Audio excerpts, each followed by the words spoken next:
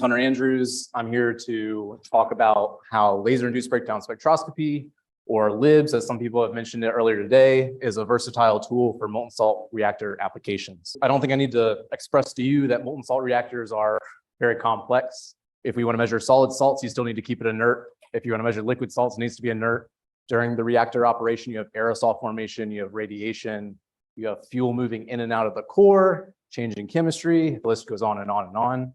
As you can see, even on lab scales here on the LSTL, we're getting aerosol formation with particle sizes ranging from 10 submicrons down to fractions of microns. And we need to be able to measure that in situ.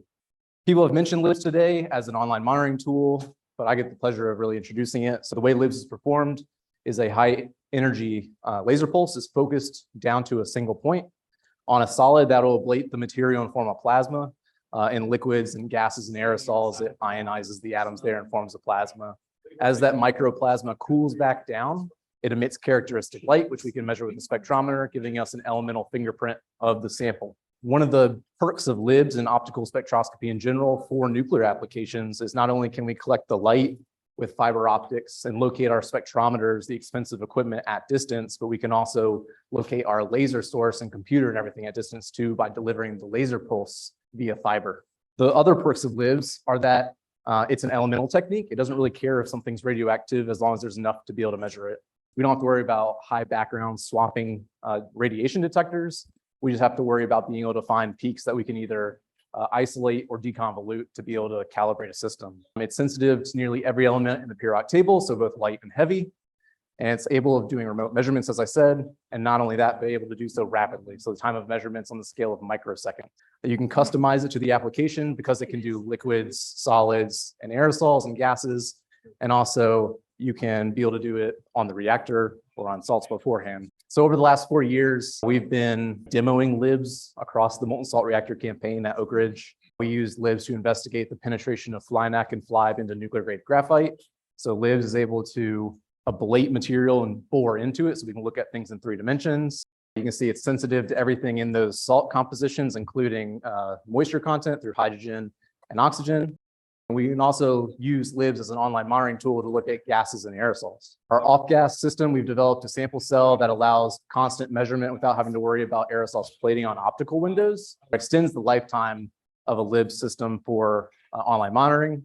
We've been able to track aerosol particles, not only calibrate it, but also evaluate it in real time, extend that capability to noble gases, which are obviously of interest for the off-gas system, and then take that one step further, working with Praveen at PNNL on his metal organic frameworks and use LIBS system to evaluate the selectivity of xenon over krypton for those MOFs.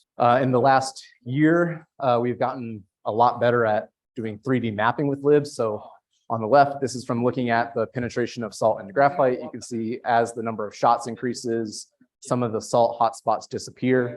But in this last year, we've had an LDRD here at the lab to investigate LIBS mapping. We've been able to drastically increase the resolution. So here's some triso particles embedded in epoxy that we mapped.